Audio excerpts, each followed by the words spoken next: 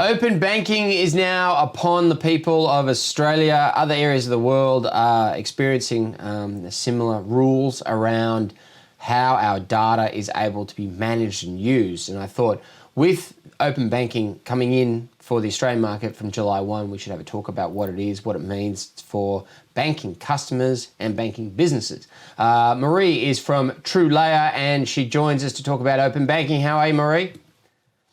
I'm doing good. Good morning. And thank you very much for your time today. Look, open banking, what is it, firstly, that open banking is that we haven't had in the Australian market up until now? The idea of open banking is quite simple.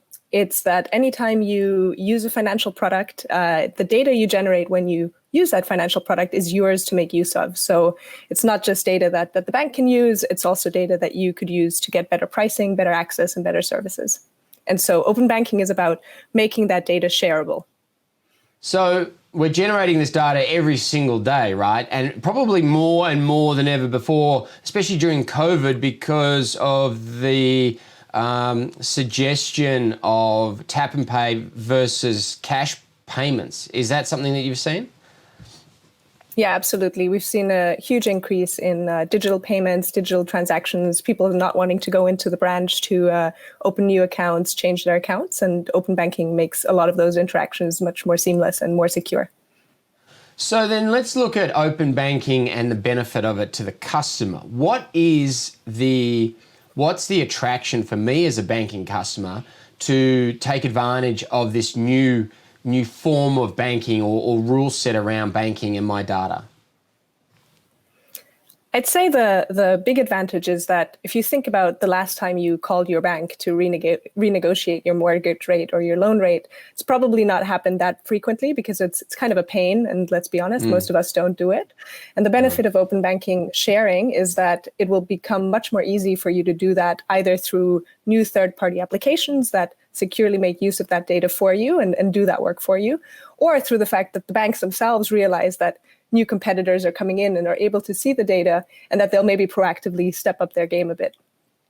So let's talk about how this is going to work then, all right? And I understand what you're saying, but look, let's be realistic that there are countries in the world, Australia's one of them, where mortgage customers barely will pick up the phone to the bank to get a better deal, right? And that's often an easier way to get 0.25% or part thereof off your mortgage rate. So if we're not even doing that now, how is it that all of a sudden that all because of this new data regulation, we're going to start doing it? What's going to change if we're not even just picking up the phone to our bank now?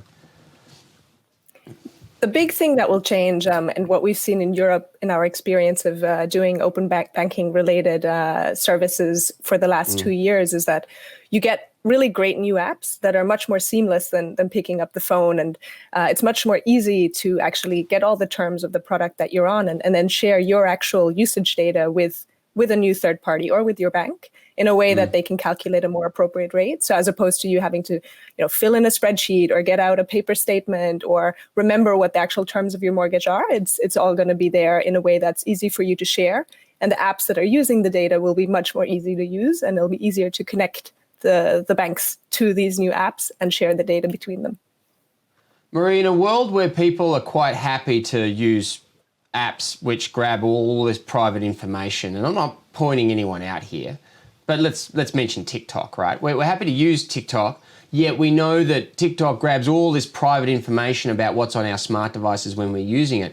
Is it safe for us to then be given the keys to our banking data to then share with third-party apps? I mean, is that something that we should be concerned about, that all of a sudden people are going to be handing over a lot more information, really personal information, to third parties, and they may not understand where that data is going to be going and how it's going to be used? The big benefit about the consumer data right, which is the name for the law in Australia, so the open banking law, is that it's very tightly controlling who actually gets access to the data and what sort of disclosures they have to make about how they're going to use the data. So it's something that there's an accreditation process, so companies will actually have to go through a process to getting a seal of approval from a regulator to look at whether their governance is correct, whether they're treating the data right, and that should increase the security and trust from consumers a lot. So there has been a fairly large padlock put on the gate of this by the authorities to ensure that we, even if we're not thorough enough with our investigations ourselves, our data is going to be protected in how it's used. Correct, absolutely, and that's ultimately, as you said before, most of us don't call our bank even. So who's to say that we're going to do all this due diligence on these applications? So that logo of CDR recipient should be a real sign of trust. You mentioned this has been in place in Europe for the last couple of years. What have you seen, or what has the market seen in terms of services and product benefits to customers since open banking was inputted in those markets?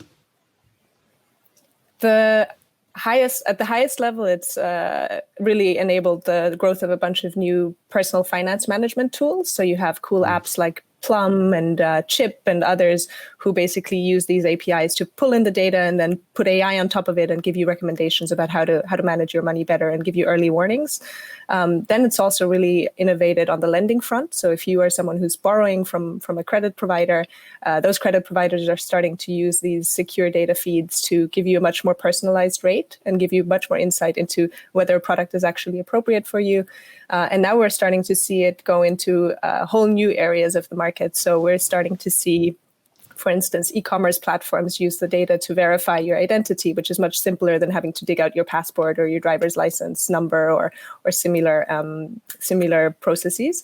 And then I think off the back of that, it's everything to do with any process where your banking data could help the company make a better decision for you and give you a better price. And ultimately, the banks are also starting to catch up and up their pricing, as in lower their pricing, up their pricing game.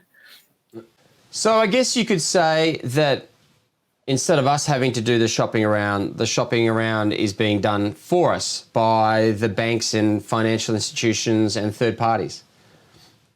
Absolutely right. And in Australia, actually, the likes of Finder and other comparison sites are definitely looking at the consumer data right on how they can do that work for you. Interesting. The other concern, I guess, is always going to be around protection of data. And whenever we hear about about changes to banking and financial data that we've got, I guess one of the concerns would be: are we creating new honeypots of data that could be hacked or attacked by unscrupulous cyber criminals? What's the risk there? Definitely a risk to be aware of. The fact that there is an accreditation process reduces that risk. The approach that the regulator has taken is that third parties that want to participate essentially have to have the same level of security that a bank has. And in that sense, the banks are the ultimate honeypots of data, and it shouldn't reduce the risk disproportionately compared to the benefits that we're going to get from being able to share it more securely. And one other thing to consider is that some of this data sharing is happening today in less secure ways, and it's going to hopefully replace a lot of that. Okay, very interesting. I guess at the end of the day, what we're looking for is a more open and transparent system and a mechanism where customers can get a better deal on their services, mortgages, credit cards, whatever it might be, if those deals are out there. Is that what we're heading toward? That is definitely what we're heading towards. And it's about the financial deals you're getting. It's also beyond that about the support you're going to be able to get from the third-party applications in managing your money. So once you've got all the best products, you still kind of can use them to manage your day-to-day spending and find opportunities for how you might be able to set yourself up better and your family better. Well, the days of us sitting around at family barbecues and talking about our mortgage rates and being horrified by how much extra we're being paid by some of our friends could be behind us. Hopefully, we'll wait and see. Open banking is here in Australia. It's been running in Europe for the last couple of years. The guys at TrueLayer are all over it. Marie, thank you very much for your time today, and we appreciate your insights. Thank you very much, and let's hope we can get barbecues going sooner rather than later. Good on you, Marie. Thank you.